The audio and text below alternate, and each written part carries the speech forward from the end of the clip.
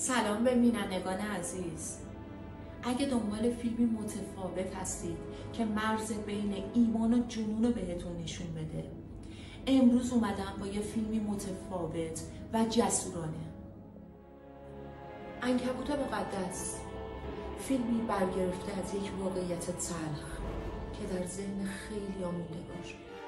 لایک و سابسکرایب یادت نره، چون قراره تو این کانال فیلمایی ببینیم که جرأت گفتنشون کمه.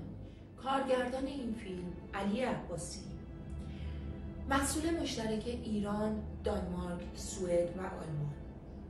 بازیگران این فیلم زهرا امیر ابراهیمی، مهدی باجستانی و فروزان جمشید نژاد.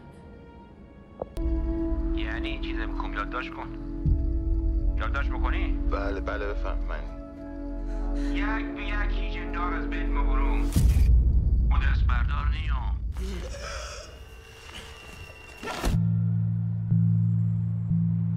در همین حال عنکبوت قاتل بر مشهد سایه گسترده است.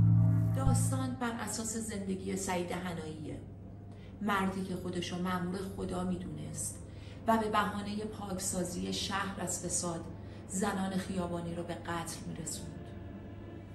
در این داستان یک خبرنگار زن وارد مشهد میشه تا پشت پرده این قتل‌ها رو کشف کنه.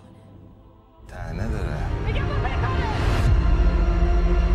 فکر میکنم خودم رو برای بنایی و گچکاری و ساختمونسازی و چنین چیزا درست نکردم.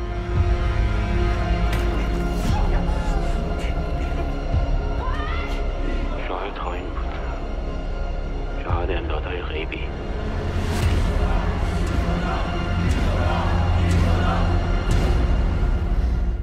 آیا سعید یک قهرمان مذهبی بود یا یک قاتل روانی؟